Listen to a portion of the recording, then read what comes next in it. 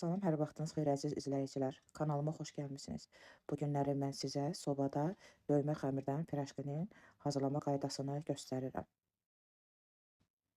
Xəmir üçün lazım olan ərzaqlar ələnmiş un və yağı və yaxud margarin yağı. Un və yağı umaç halına gətiririk.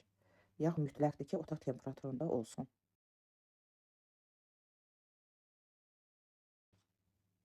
Baxın, umacımız hazırdır. İndi üzərinə duz, qabartma tozu əlavə eləyib quru ərzaqları qarışdırırıq. Üzərinə xama və yumurta sarısı əlavə eləyib yüngül xəmir yoğururuq. Artıq xəmirimiz hazırdır. Salafan kloka qoyub soyuducuda 2 saat saxlayırıq.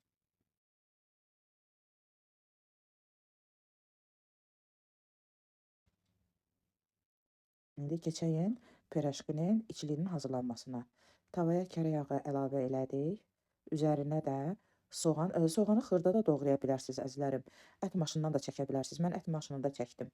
Biraz qovurduqdan sonra üzərinə çəkilmiş mal ətini əlavə eləyib qarışdırırıq. Üzərinə duz, ədviyyatlardan sarıkök, şirin bibər, üyüdülmüş və qara istiot əlavə eləyib qovururuq.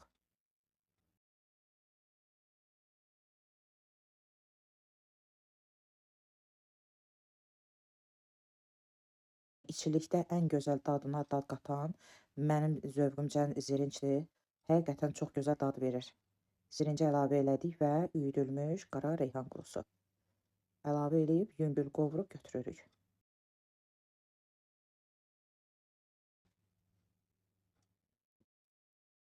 Artıq içlik hazırdır. Qoyuruq kənara. Xəmiri soyuducudan götürdük. Hissələrə bölürük. Kündələr tuturuq.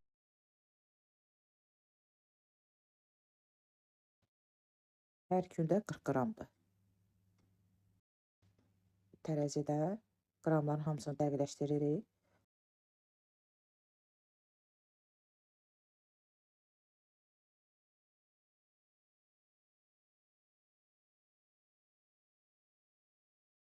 Üzərinə salafan örtürük ki, qaçaqlamasın.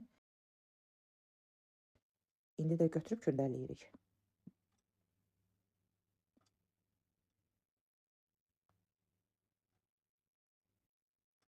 Baxıracan bu proses davam eləyir.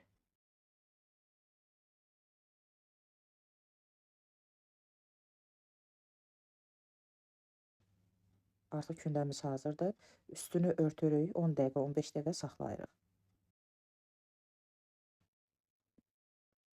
Əzizlərim, içlik soyudu. İndi üzərinə zövqünüzdən asılı olaraq 1-2 qanat şüyüd və cəfəri əlavə eləyib qarışdırırıq. Yəni siz içliyi fərqli də eləyə bilərsiniz. Pürədən də eləyə bilərsiniz, pendir və cəfəri qarışımından da eləyə bilərsiniz. Yəni cürbəcürdür. Videoda gördüyünüz bu xəmir açan, inanın ki, bilmədim mən buna necə ad verim, xəmir açan deyirəm.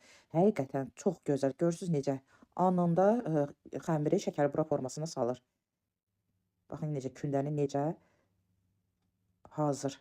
Eyni formada, eyni ölçüdə mən deyərdim. Ki, eyni şəkərbura xəmiri kimi bu cürə forma verir. Gör nə gözəldir.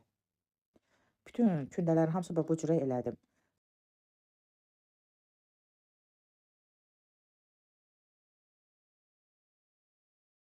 Şəkər burada necə ki, hər kündəni götürüb kənarlarını belə sunan eləyirik. Eynən bu pirajkinin də xəmirini də mən belə eləyirəm. Çox rahat olur. Bunu etməkdə məqsədim odur ki, xəmirin elə bil ki, birləşməsi çox tez olur. Yəni açılma olmur. Baxın necə gözəl xəmirdir. Yəni sunan eləyirəm, daha da rahat olur.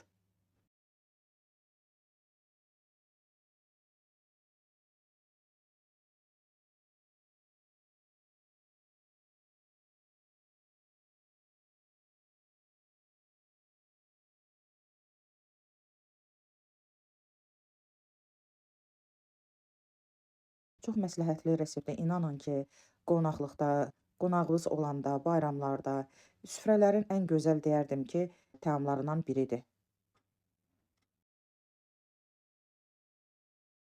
Fikir verirsiniz? Yəni hər iki tərəfini əlimizlə bağlayırıq ki, yəni açılma ehtimalı olmasın. Çeviririk hər iki tərəfdən, qıraqdan ortaya doğru hərəkət elətdiririk. Biraz orta şiş olur. İnanın o qədər gözəldir ki, çox gözəl reseptdir. Çox məsləhətli reseptdir. Bir dəfə tövsiyə eləyirəm xanımlar. Bir dəfə bu reseptlə siz də hazırlayın. Bilirəm ki, çox həddindən artıq məmnun qalacaqsınız.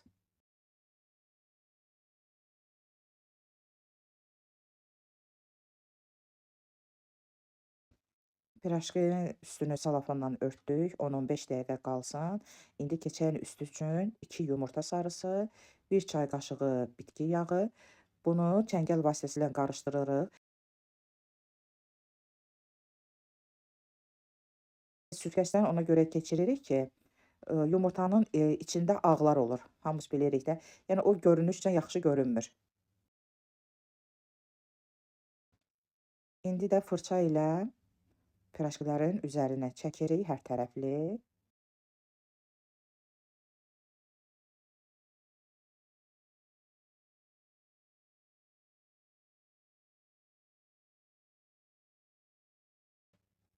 Sonra çəngəl ilə naxışlar eləyirik.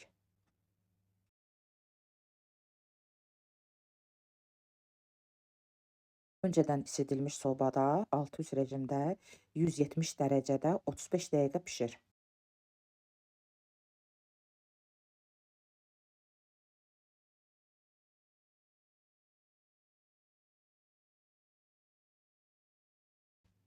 Göz haqqınızı halal eləyin. Videomu bəyəndinizsə like etməyi, abunə olmağı unutmayın.